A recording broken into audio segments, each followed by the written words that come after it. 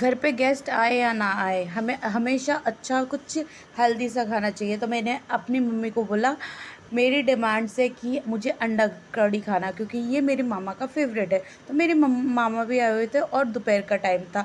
तो मेरी मम्मी ने बोला है कि कुछ यूनिक सा खिलाते हैं, तो यूनिक सा मुझे तो अंडा कड़ी खाना है। तो मेरी मम्मी ने अंडा कड़ी ध्यान में रखते हुए इतना अच्छा बनाया है कि मेरे मामा का तो ये फेवरेट डिश हो गया है। कभी कभार हमारा खाना इतना यमी बन जाता है कि हमें ही नहीं लगता कि हमने बनाया है या रेस्टोरेंट से मंगवाया है, पर जो भी है बहुत यमी है। आपको अगर ये वीडियो अच्छा लगा तो हमारे चैनल को सब्सक्राइब करिए। Thank you for